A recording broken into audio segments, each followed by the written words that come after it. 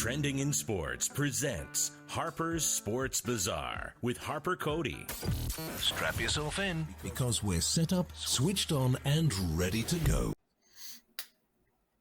We've got another great guest joining us on Trending in Sports this morning. He's another new face on the Brockville Braves, and that is defenseman Nic Larivière. How are you, Nick? I'm good. How are you? I'm good, thank you. Thanks for coming on the show. And so 2.5 seasons with the Smiths Falls Bears for you prior to joining Brockville. What will you remember the most about your time just up the road in Smiths Falls? Obviously, like a couple great years with them. I learned a lot from Coach Pat Malloy. Bunch of great guys too, and just some great times. Obviously, COVID wasn't really good to us with like last season and everything, but a bunch of good memories with the guys. So that was fun. Yeah. Talking to Dustin, he was really excited about acquiring you at the deadline last month. Just what was that conversation like with him, and how did you find out that you were coming to Brockville? So I talked to my coach prior to the deadline. I told him I wanted to get traded. Have a long run this year. Obviously, it's my last year as a 20-year-old, so I wanted to make it last. And Brockville seemed like the best thing for me.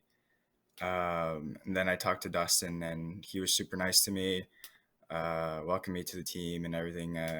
So yeah, it was really easy transition, I guess. Playing for Smiths Falls, you had to be pretty familiar with the Braves playing against them. Was there anyone in particular on the team that you were thinking, yeah, I'm really excited to come and play with this guy? Bonfield was a guy that I played against in the Carlton Place. Uh, any guy I played with can tell you that I didn't really like playing against him on the ice. But coming here, he's a great guy and everything. So that's, a guy that scores like that or anything is great to play with. So February 3rd was your debut with the Braves in Cornwall, and it was a Yeah. 5-2 win for you guys. You happened to get on the score sheet that night as well. I talked to your head coach, Randy Jones, after that game, and he really liked how you fit in right away, and he said something else interesting. He said that it felt like you and Justin coming over as two new guys that the way you fit in, it was just like you had been with the team all season. So, what does it mean to hear something like that from your head coach, and what have you liked working with him so far? It feels great to hear. Always good to hear some good positive feedback. Obviously, all the coaches are great. They're very nice to me and good coaches as well. So that's great as well.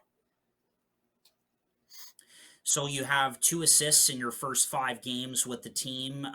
Just how do you feel about your games so far since joining the Braves? Not too bad. I mean, like the first few games were, I guess I could say I was a bit rusty.